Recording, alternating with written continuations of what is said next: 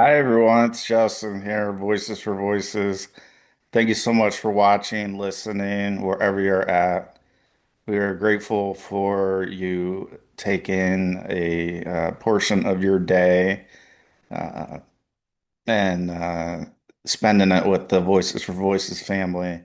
We're, again, just grateful to have the opportunity to be where we're at, to have the following viewers, listeners from again the United States, all across the world. It's uh, it's it's definitely humbling what's going on, and we are just thankful to be to this position, to be able to help as many people, to reach as many people.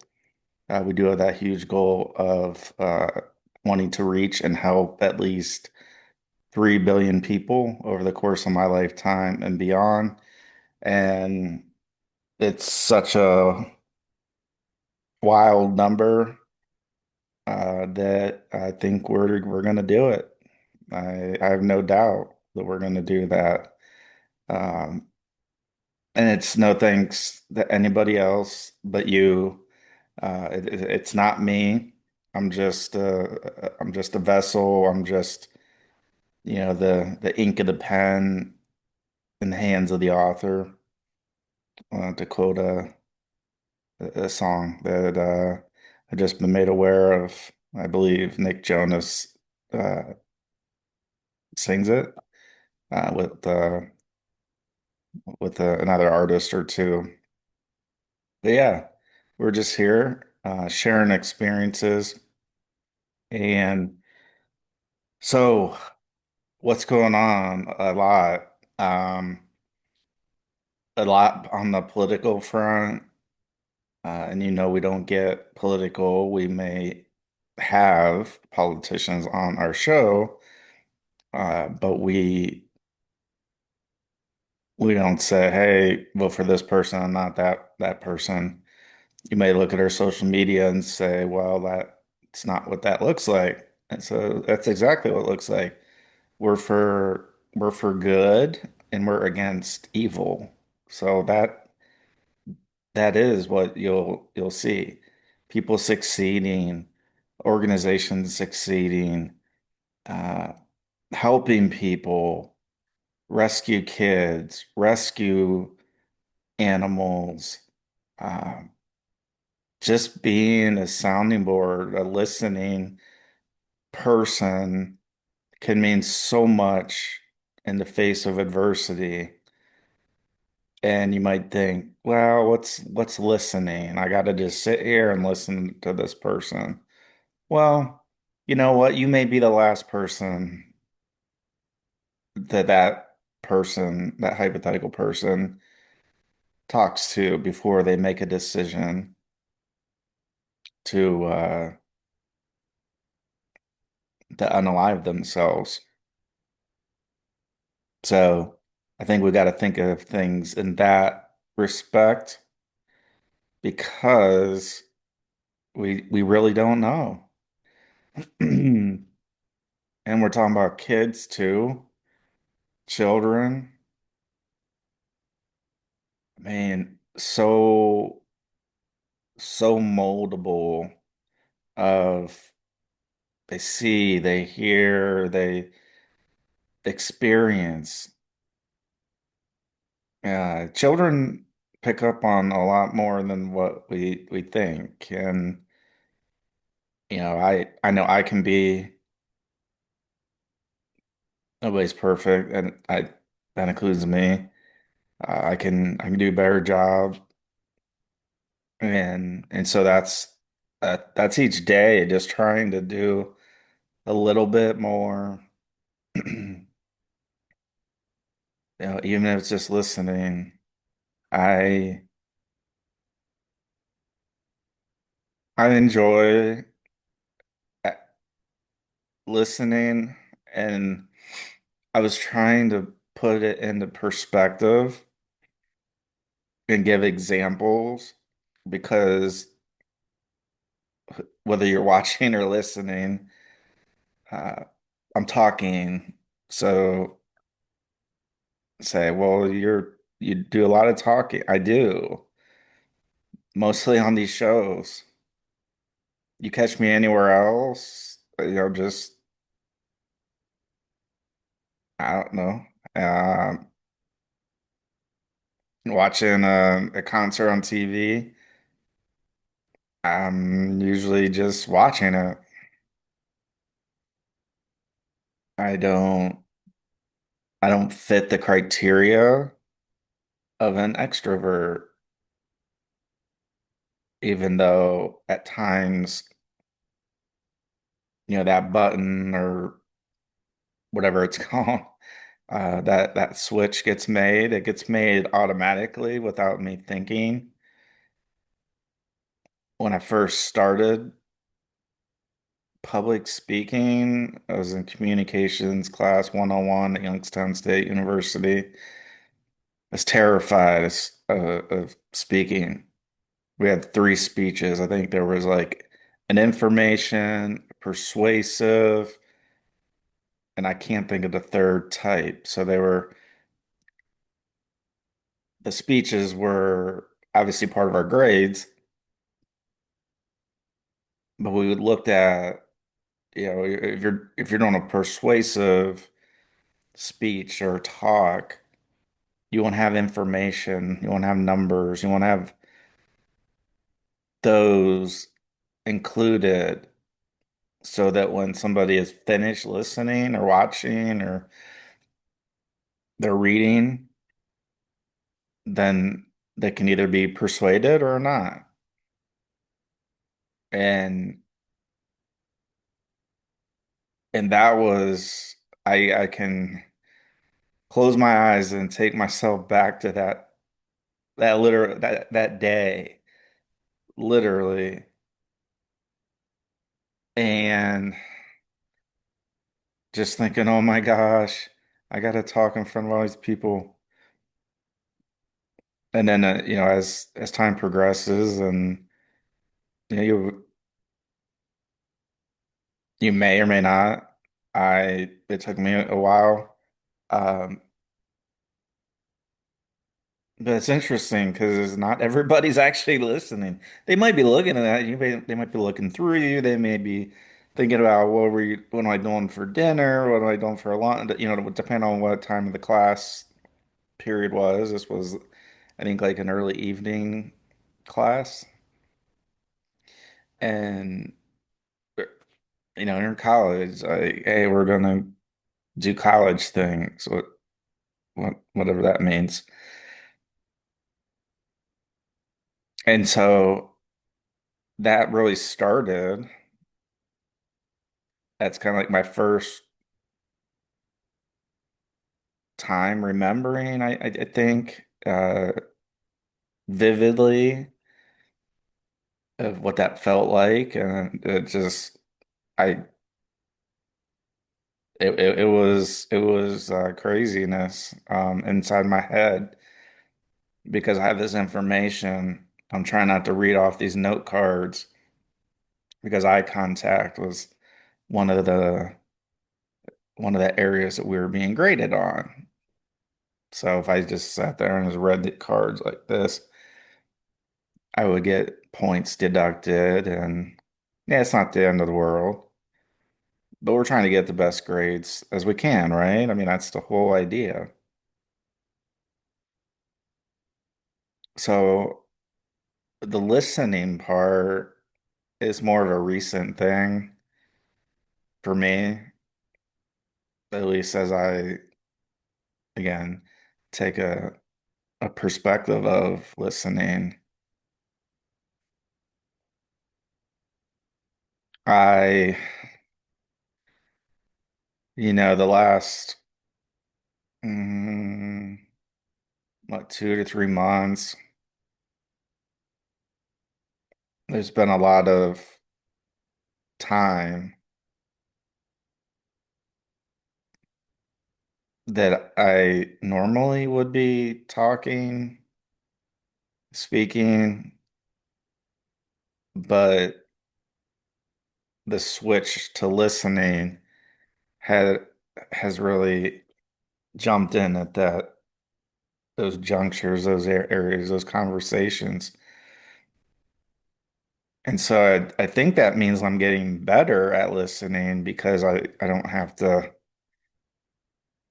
think about, okay, Justin, you need to listen at this time. I still have those times where it's like, okay, let's just be present. Let's just be present in the moment. It's hard to do. It sounds easy, but once you try doing it, I know for me, past, present, and in the future, it is easier than it sounds. Like, oh yeah, that's easy. I can listen. I can just switch modes. But I don't know that it really is that easy. Because if it was that easy, we'd all have that as like a strong area, a strong trait. And right, we're all unique. And so some of us that might come easier than not. Some of us we don't have a ton of opportunities to really test that out. And so the last couple of months, man, with the political landscape, uh, just to across the world, but just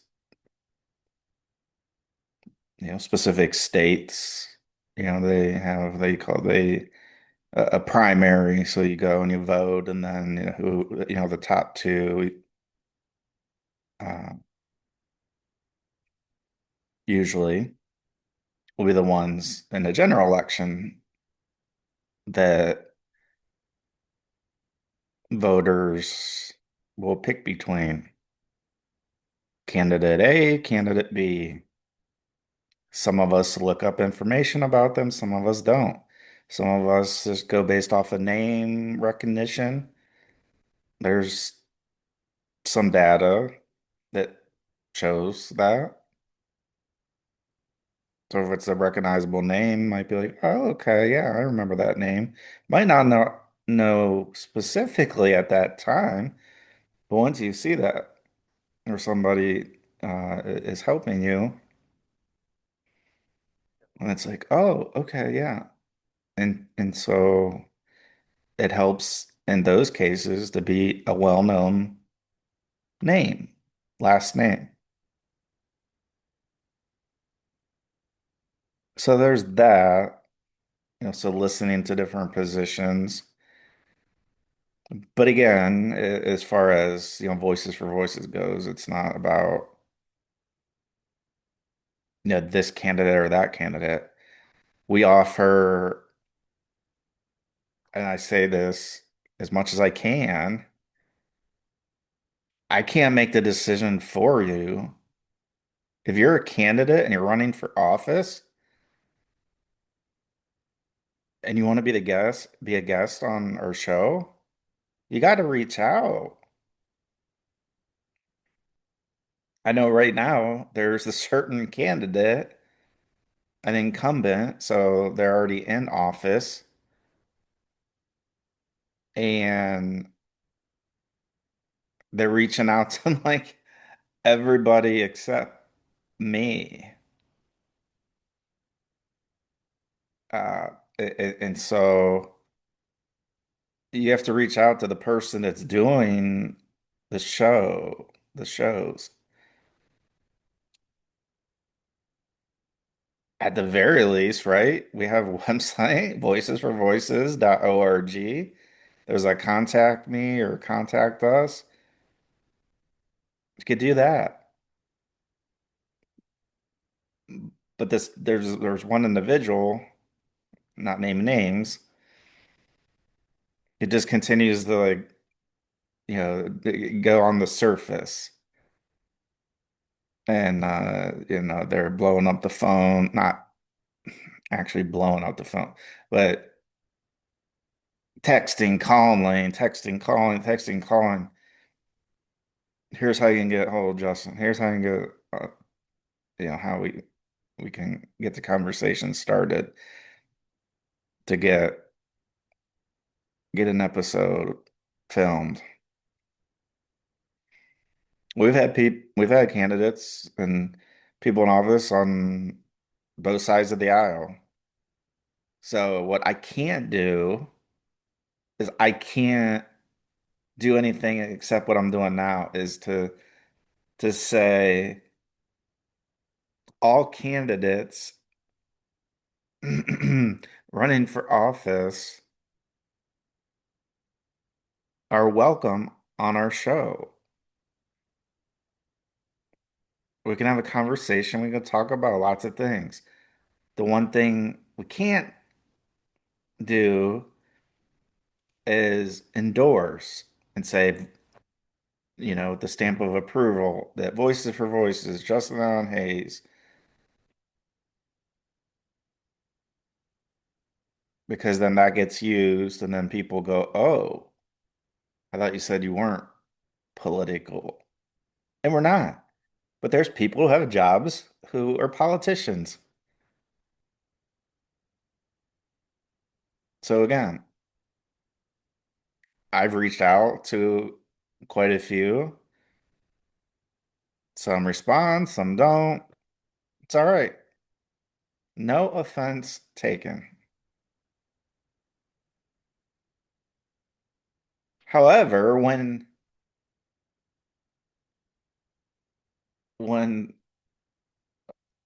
a person wants they want the exposure, right? So this would be like press, so they would have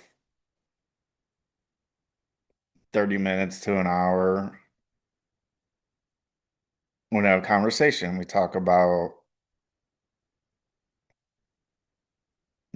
what's important to them. We can't talk about, oh, I'm just gonna have 30 minutes and it's just gonna be a campaign speech. No, we don't do that. And if that does happen, then we just don't air we just don't put the show out. That's how we handle that.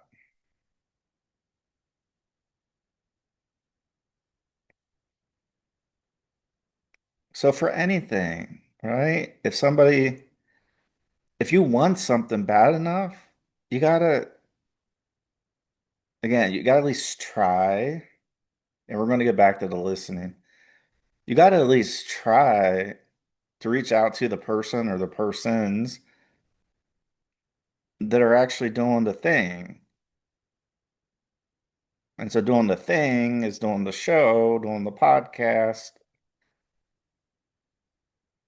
And when you're actually, given contact information and you don't contact the person, I can't do anything about that. Nobody can. Because there's a lot of people that maybe they are trying to, you know, find a way to get in touch. And again, voicesforvoices.org.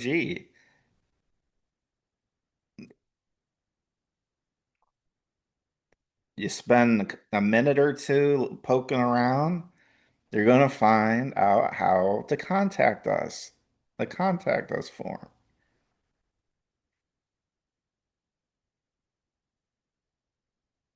And then we go through all those. We find what's real, what's spammy, and we go from there. But when like specific information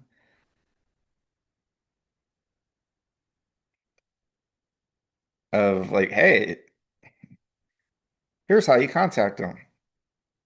Here's here's how you contact them.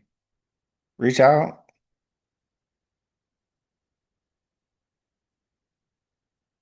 So as we continue on the listening, so there's been uh, there was a member of our family passed away. Went to the service with my mom, and I did a show on it and talked about it because I had a whole range of emotions. I think we all have emotions to some extent, one way or another, and they can ebb and flow, and certain parts can be easy, certain parts can be more difficult. And so I sat and I listened. I was not the center of attention. I was present, as in the present. Like I'm presently filming this podcast and TV show. So I am speaking. I am trying to look into the camera. Sometimes, depending on which camera angle we have, it may look like I am looking into the camera or I'm not. And it's not. I, there's not usually a reason why. Usually it's like if I look down or up or sideways, like I'm trying to recall a memory, an experience.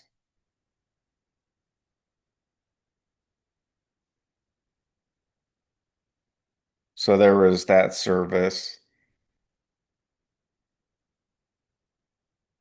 just recently, friend of the show, recently just surpassed 40 years drug-free and sober is in the hospital.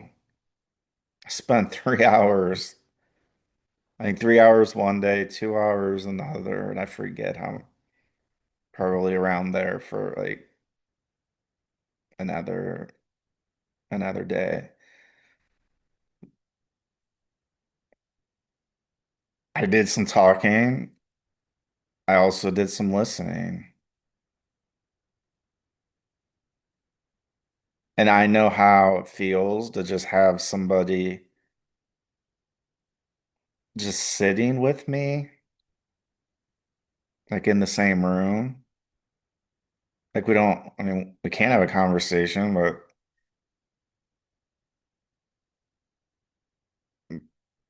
sometimes we don't. We're just, sometimes we're on our phones, sometimes we're watching a show or a concert, or, there's a zillion things that we can do.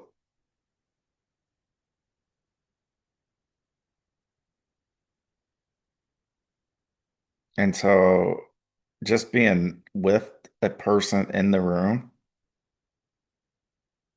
is helpful. I know it because I talk about this a lot, but it means so much to me. And it's such a great description and of sharing this. When I was going through whatever, the hit rock bottom mental health wise, leading up into the 5-day inpatient stay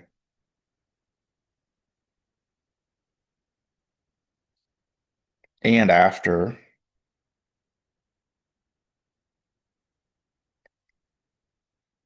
my dad would drive like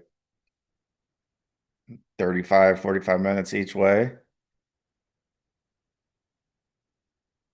And this is when I was getting, so beforehand, before the hospital, if I would turn on TV, I would get dizzy watching it. And so there's a lot of times where my dad would just drive up that amount of time, depending on traffic and all that. And he would just sit or lay down on the couch or wherever. And we may, over the course of several hours, have a conversation or two, but just about like kind of specific things.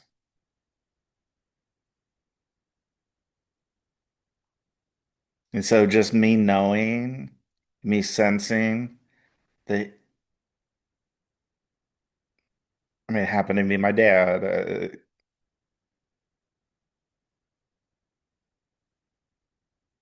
It it was in a sense soothing, just knowing that okay, he's gonna watch over here on Earth. And I don't think it was the only thing like dangerous activity or anything like that. Uh, obviously, I was doing a lot of things that, pulling away from teaching assignments and other things, which now I know are sometimes linked to people who have a plan to be unalive.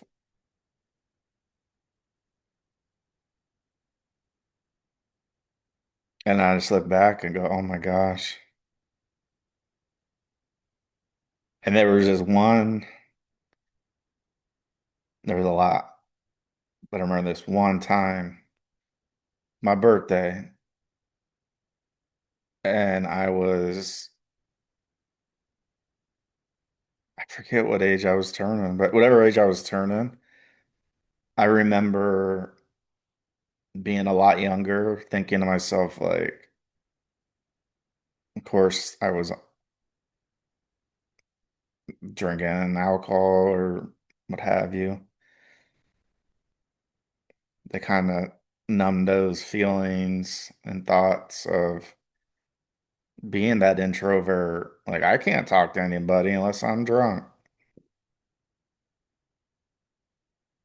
When you're drunk, or when I'm drunk, when I was drunk, I don't even know if I made sense. Probably not a whole lot of sense.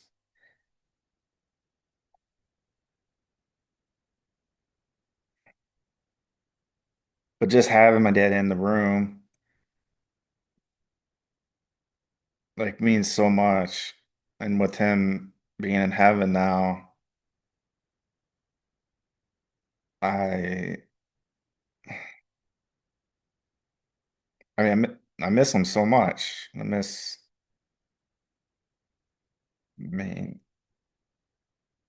let's be real here, okay? We have feelings. And so I miss him just sitting.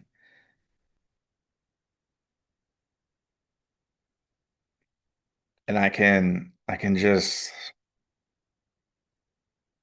believe that he'd want me to do the work that we're doing with Voices for Voices publishing, all the things that he wouldn't want me to give up.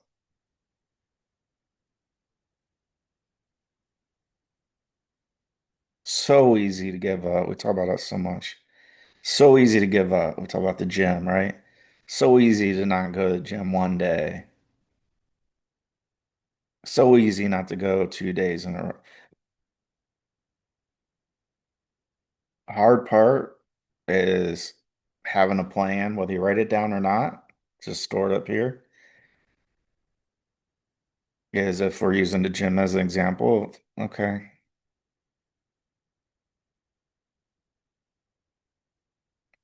I need to be committed to the gym because it costs a lot of money.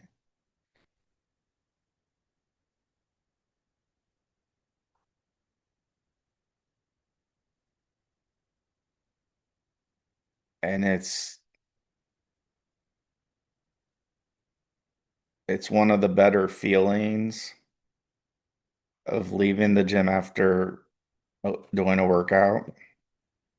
Again, I'm not gonna be in any bodybuilding championships or competitions. Just doing 20 pounds, 10 pounds, whatever the weight is, doesn't even matter. There's been so many years where I've just been sitting and sitting and sitting some more.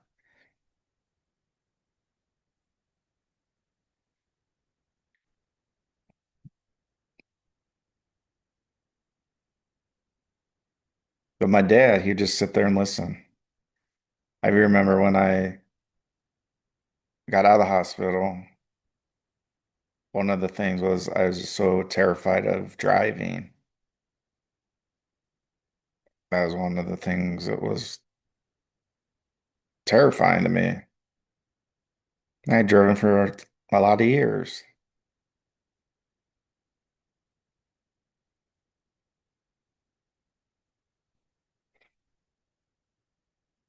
And my dad would come with me in my car and I would just drive just to kind of practice getting used to it.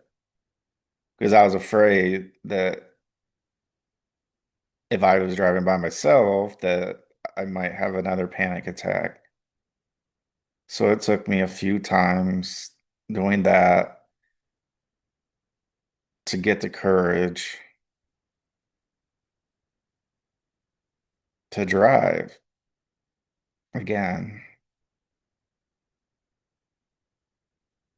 So my dad listened, didn't say a whole lot, didn't have to. And when he was near the end of his life, it was like the roles were reversed, where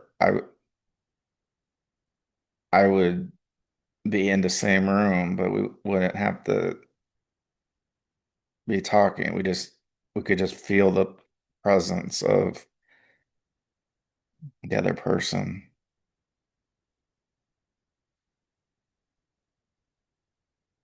So the hospital, yeah, a few days ago,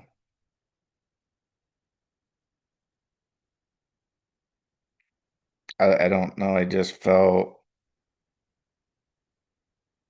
like I needed to just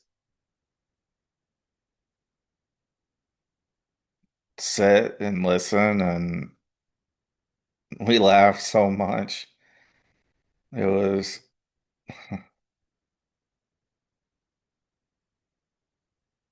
I mean, I can't even remember a time that I laughed so much. I mean, we were just laughing at like just the silliest of things, and it didn't have to be like rude or vulgar or anything like that. It was just we were just laughing, and it was just one human being being there for another human being.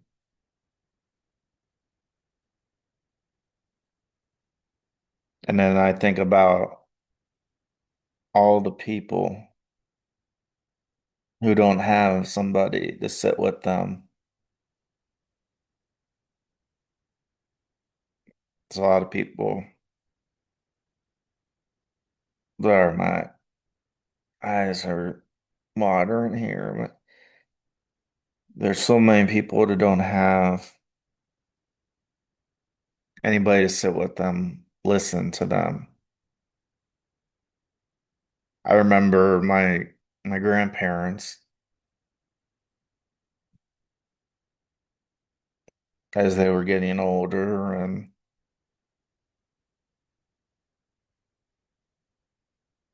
Alzheimer's, dementia, call it what you will. They repeat the same thing sometimes. Stuff they would say might not quite make sense. It was just being there, being present. Like I didn't need my grandpas or my grandmas to, like they didn't need to tell me anything. They didn't need, I didn't need them. I mean, if they were in pain and that, of course, like I wanted them to let me know or try to figure out, at least get them checked out. But that's another time, just sitting and listening. Like I don't, I don't know what they're really saying.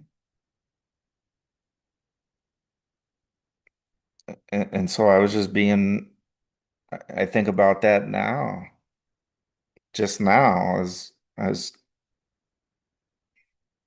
we're doing the show.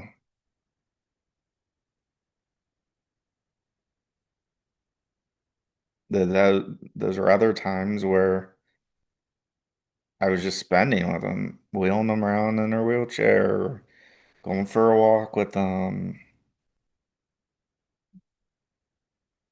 sit next to their bed.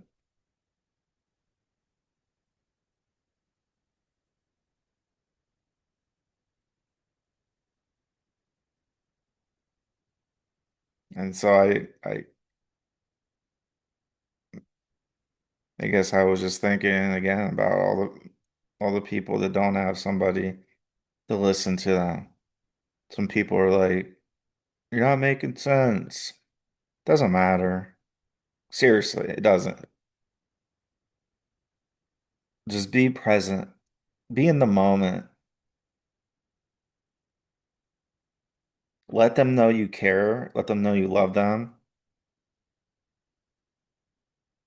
If they eat food, if they eat none of the food, if they throw the food, I mean, you're just being present with them. And I'm I think I learned a lot of that from, I mean, both my mom and my dad.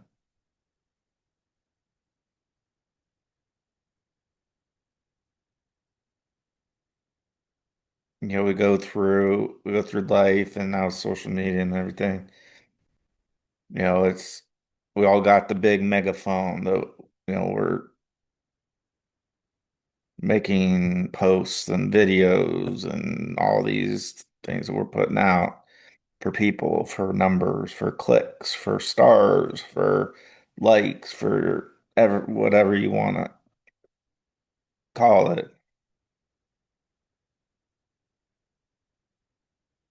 So I challenge everybody at some point in the future,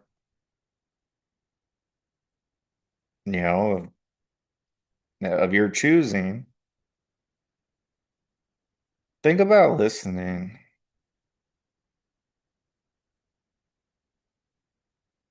Think about sitting and just being with somebody. Like again, I don't have to have a conversation every minute of every day. So if I'm in a room with somebody, we can have a conversation, or we can talk about certain activities and that, but it doesn't,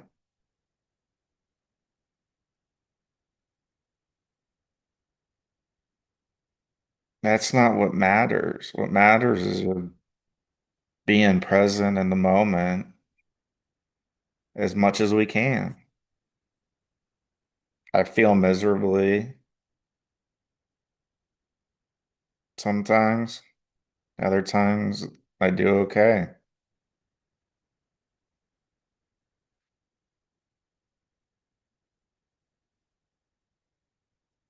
But for any parent, any guardian of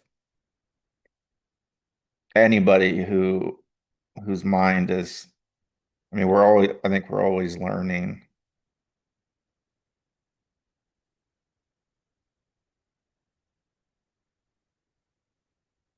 I think we are.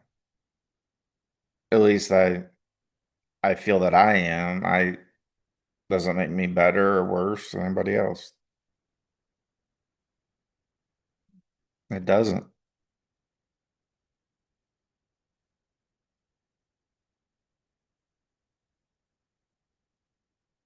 But listening is huge. And there's times where we're able to talk in front of people to show audiences. I used to, get all concerned and a lot of anxiety of having such a regimented show. And I'm glad I don't. Sometimes some guests would like, general ideas of how how how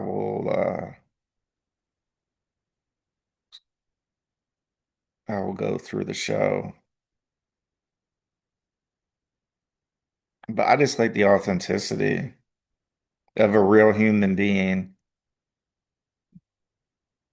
just sharing, talking, asking questions. 2 days before an interview with the high profile person, we might think of like, oh, we got all these questions and that.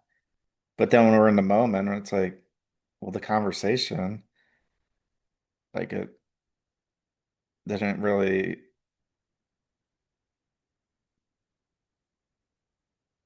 we really didn't need to go in that direction.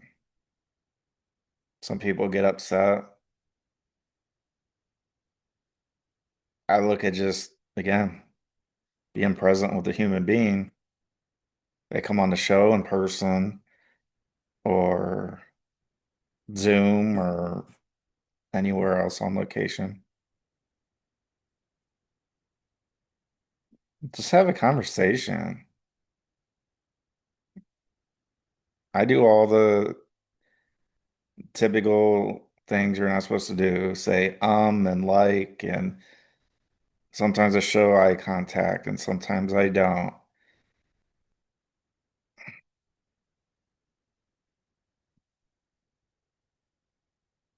I'm being myself. And I think that's why our show is as popular as it is.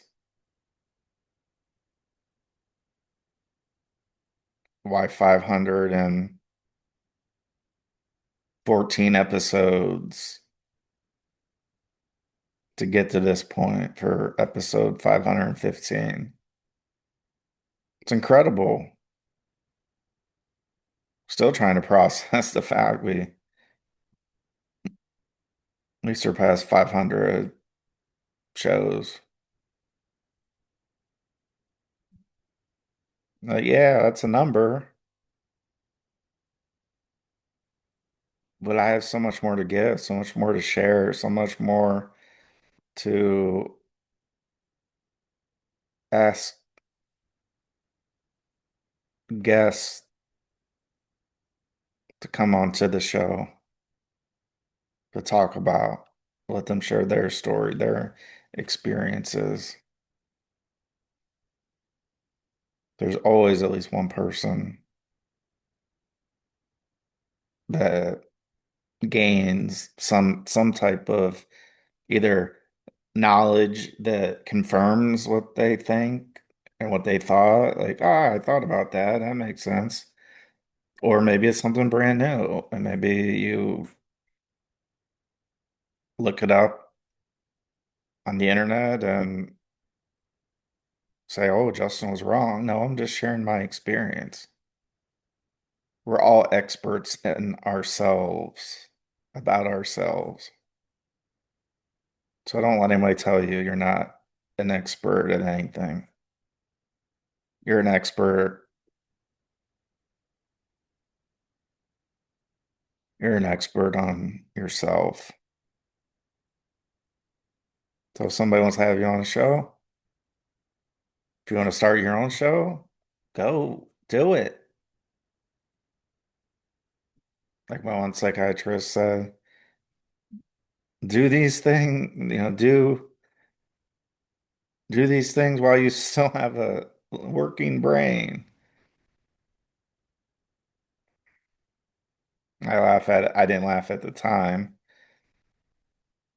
Not that I took a lot of offense from it. It was just more of like, oh, okay.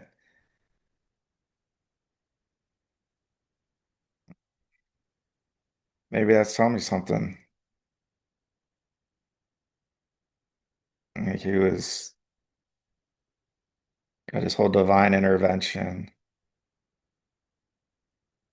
of people stepping in and out at different key times just to give that nudge of encouragement.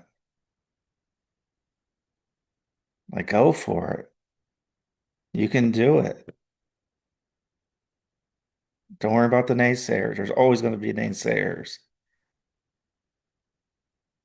You said this wrong. You said this wrong. You said this wrong. You sang a song, but you didn't sing it in the exact pitch and key. And there's always going to be something. There's always going to be things that we're not going to succeed or what somebody's not going to like. It's okay. It's called life. Once we get it through our mind that we're not perfect and nobody else is, then we're just what? We're just being ourselves. Thanks for joining us on this episode. It's been a pleasure. Whether you're watching or listening, if you can give us thumbs up, like, follow, subscribe, share, reshare, repost, maybe even reach in, grab your phone, and share the Voices for Voices podcast with 25 or 50 contacts in your phone. Thank you so much. It's been a pleasure. We'll see you on a future episode of the show. Bye bye for now.